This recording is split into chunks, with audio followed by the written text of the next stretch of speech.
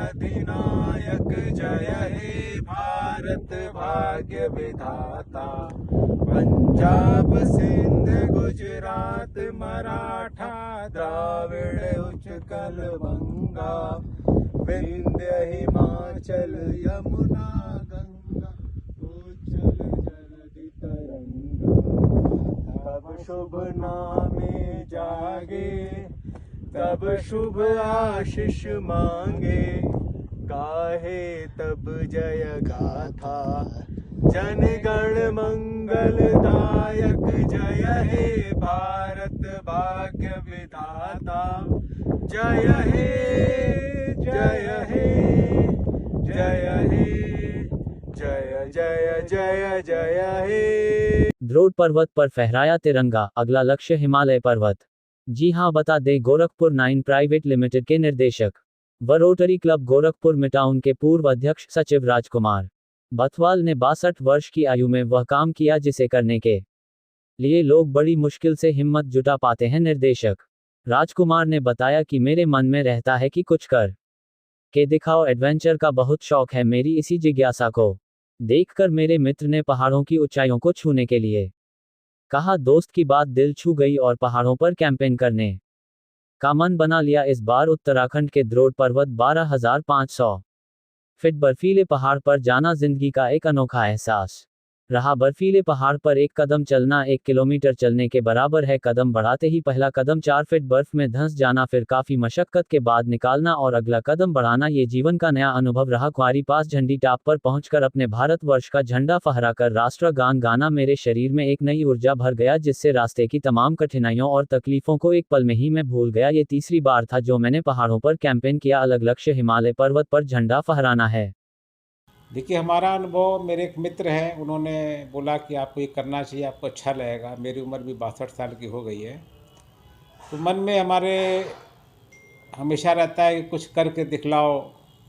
Adventure का हमको बहुत शौक़ है, तो उसमें ये मेरा तीसरा ट्रैक था, जो कि उत्तराखंड में कुंवारी पास के नाम की जगह है। एक पर्वत का एक पीक है जिसकी हाइट 12,500 फीट है। हम लोग वहाँ पे यहाँ से 15 तारीख को निकले थे गोरखपुर से, जो ऋषिकेश होते हुए हम लोग ट्रैक करते हुए वहाँ गए। और वहाँ जाने में रास्ते में हम लोग को 10 से 12 फुट तक की बर्फ़ मिली। और जाते समय मेहनत इतनी है कि एक कदम 1 किलोमीटर के बराबर मेहनत होती है। हम लोग ऊपर पहुँचे, ऊपर पहुँच करके हम लोगों ने भारत का झंडा लहराया, और लहरा करके जो मन में जो खुशी आ रही थी उसको हम बयान नहीं कर सकते हैं। ठंड भी काफ़ी थी, पीने के लिए हम लोग पानी ले जाते थे तो पानी भी बोतल में फ्रिज जम जाता था। अल्टीमेटली हम लोग वहाँ 12 बजे पहुँचे, फिर 1 बजे हम लोग वहाँ से नीचे उतरे। तो नीचे उतरते समय हम लोग का पैर बर्फ़ में, हर कदम हम लोग 4 फुट बर्फ़ के नीचे चले जा रहे थे। फिर कभी हम अपने मन से निकल पा रहे थे, कभी मेरा गाइड जो था वो हमको खींच करके निकाल रहा था, खींच के निकाले, खड़ा करे, 1 कदम बढ़े, फिर हमको बर्फ़ में धंस जा रहे थे। हम लोग अपने बेस कैंप पहुँचे तो जितनी भी थकान थी और झंडा लहराने की जो खुशी थी, उससे सारी थकान अपनी मिट गई। और जीवन में हर आदमी को ट्रैक करना चाहिए। उससे सबसे बड़ी सीख ये है कि हम इतने कष्ट और इतने मेहनत के बाद हम वहाँ पे कितनी खुशी पाते हैं, ये वहाँ की सबसे बड़ी सीख है।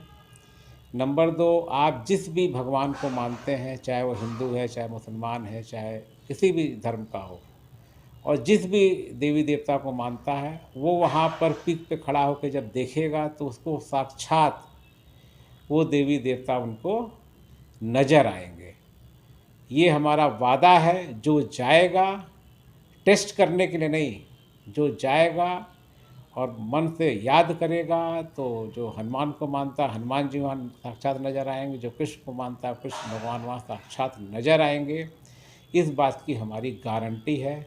और मैं तीसरी बार गया, तीनों बार मैंने इस बात को अनुभव किया। भगवान क्या है? भगवान प्रकृति ही भगवान है। इसके अलावा मेरा सबसे रिक्वेस्ट है कि सबको एक बार ज़रूर जाना चाहिए।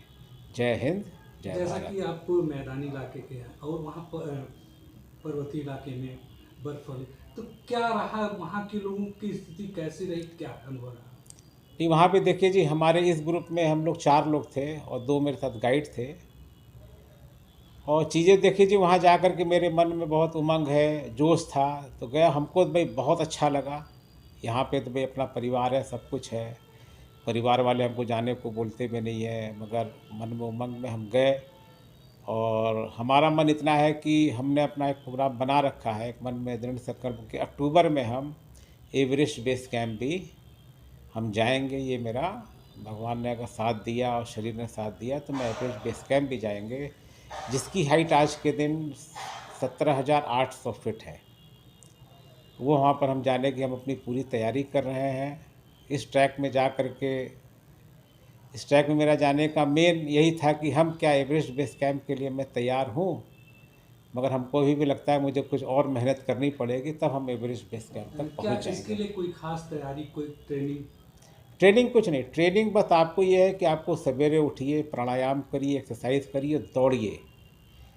टारगेट ये होना चाहिए कि 35 मिनट में 5 किलोमीटर आपको रन करना है।